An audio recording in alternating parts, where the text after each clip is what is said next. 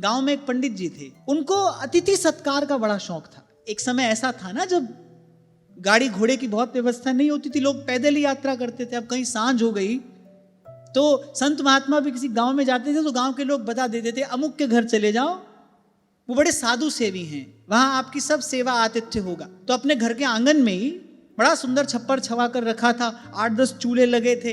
कोई भी अतिथि आए तो चूल्हे के लिए लकड़ी, सीधा सामान सब उनको दे दें, सब व्यवस्था उनके लिए करें।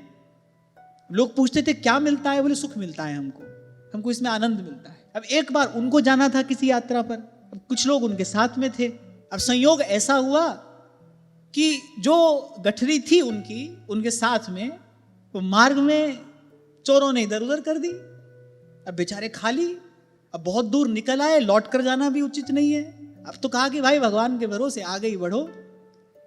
सांझ हुई, जिस गांव में गए, अब कभी उस गांव के किसी व्यक्ति का सत्कार उन्होंने किया होगा, तो जैसे उनको देखा बड़े आनंद में भरकर लेकर गया उनको। और जैसे जैसे जमाई बाबू का सत्कार किया जाता है ऐसे उनका सत्कार हुआ। गांव गांव जाते रहे और ऐसा ही स्वागत सत्कार उनका होता रहा। पास के लोग बड़े आश्चर्य में बोले तो बड़ी भगवान की अद्भुत लीला। बोले बस भगवान यही लीला करके आपको बताना चाह रहे थे कि यदि आप सत्कर्म करते हैं, गांठ बांधने की आवश्यकता नहीं है। कोई है जो देख रहा है, कोई है जो आपको संभाल रहा है। हमारे बाबा तो कहा ही करते थे, बोले बेटा कभी मरुस्थल में जाना हो, रेगिस्तान में जाना हो, पानी बांध के मत ले जाना। बोले समय पर किसी प्यासे को पिलाना। बोले तुझे वहां पर भी मिलेगा, तुझे वहां मिलेगा, गांठ बांधने की आवश्यकता नहीं है। बस इसी भगवान के भरोसे साधु संग्रह नहीं करता। जो आज हाथ में है उसको आज राम जी की चिड़िया, राम जी का खेत और खाऊरी चिड़िया भर भर पेट, उसको लगाता है संत भगवान की सेवा में।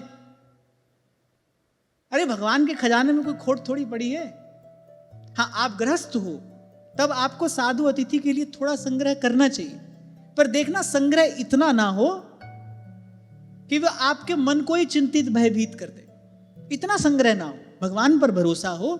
हाँ, आप गृहस्थ हो, आपका धर्म है कि किसी भी समय अतिथि आ जाए, किसी भी समय साधु ब्राह्मण आ जाए, उसके सत्कार के लिए आपके पास वस्तु हो। बस इतना, साईं इतना दीजिए जहां में कुटुंब समाए, मैं भी भूखा ना रहूं, साधु न भूखा